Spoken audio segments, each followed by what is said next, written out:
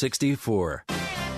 Welcome back to Get Down to Business. We are the show all about small business, jobs, and entrepreneurship. So it's always fun when I can combine all of my passions all in one conversation. And I think that's exactly what we're about to do. Thrilled to be joined here in studio by Jen Leemis, the Vice President of Marketing and Customer Experience for Paradise for Paws. We'll talk some more about it, so I don't want to give it all away, but really fascinating story of a really interesting business that does some great work with people as well as with their pooches and their best friends. So Jen, thanks so much for joining us. Thanks for having me. Absolutely. So before we get into the services of Paradise for Paws, tell me a little bit about the story, your story as well as story of the company.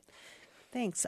So the company started originally in 2005 as an idea. The two main founders, Sock and Joanna, were good friends at Kellogg Business School, getting their MBAs, and were working on a group project. They needed an assignment for that project, and they both were pet owners and were struggled in their previous graduate school life with travel and consulting work to find a place that they trusted for their fur babies. Where do they leave their dogs and cats when they're traveling that would give them the same level of care that they would expect and want them to receive as comparable to home? And so this was an ongoing issue that they recognized in the marketplace. And so they brought it together as a business plan while in grad school in 2005 and put it to the back burner for a while and really brought it to life, opening the first location. Brought it back up in May 2008. Our first location was opened at O'Hare.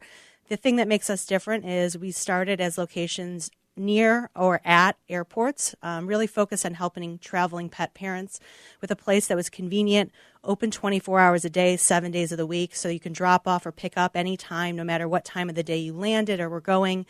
You could park your car with us, and we would shuttle you to the airport. And it wasn't about cages or kennels; it's suites. So very offering that at-home, convenient, comfortable experience for the four-legged guests. They are our guests. They're not just dogs or cats in a kennel. They are our guests, and we want to treat them like guests. They get to go swimming and splashing in the bone-shaped splashing pool. They have their own suites and rooms. They have, luxury bedding, and our cats stay in bungalows, and they get to walk around the cat adventure jungle and see the fishies and entertain with them. We have suites that go all the way up to our top dog, which includes a human-sized bed and a TV with webcam access, so the pups can be entertained when they're in their suite, and you can check on them while you're away and see how they're faring. So we're really about transparency and having a convenient and comfortable, safe, secure place that you can leave them while you're gone. Would you accept a reservation from me?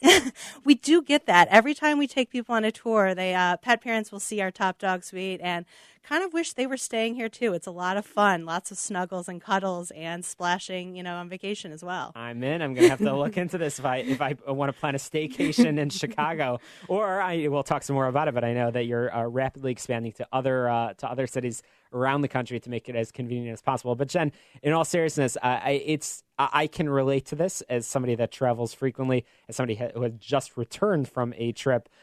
It's hard to find a place for, I liked what you said, fur babies, that you can trust, that's reliable, that has a reputation. There's obviously there's the big brands that are out there, and they don't have the great reputation. I could go on and on with my own experiences and stories with them, but often you end up talking to a local individual, but they might not be available during the holidays or something like that. So the operation and the brand that you've established is clearly working quite well. So Paradise for Paws and Pooch Hotel, models that have been established, and we'll talk about services being provided around the country.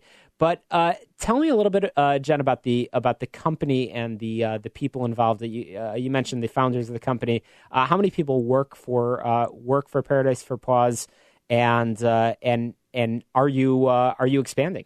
Yeah, we have 400 employees approximately across 15 locations. I mentioned our first location at O'Hare. Our next one was at Midway. We expanded to a resort at DFW Airport and another one at Denver. And that all happened over about a 5-6 year period. And then in March 2016, we made an acquisition from Petco, taking over the operations of the Pooch Hotel brand, bringing in 10 more locations across the U.S. So in Chicago, it's really nice. We have 5 locations between the two brands, so we can help pet parents when they're traveling out of O'Hare or Midway, or when they're needing a solution near home or near office, whether they're based in Lincoln Park, West Loop, or South Loop with our Pooch Hotel locations. And it really provides that flexibility if you need, care where you live or care when you are traveling out of the airport. Really, really interesting. And obviously, we are a show about business and entrepreneurship. I'd be curious just your experience being in business and growing a startup, because relatively new company. What advice do you have for other business owners out there as they look to expand? And do you have any sort of memories of things that you wish you would have done a little bit differently? I think the thing that we keep finding is we get really excited about an idea and we want to do it all. And we want to do it yesterday. And so sometimes we have to hold ourselves back and take a second. Patience. Think about it. And really what we also found is integrating 2 brands and operations takes a little bit more time than you probably give it credit. Very interesting. Well, we're going to continue our conversation with Jen Leemis just after this very, very quick break. So hang on tight. We'll be right back and get down to business.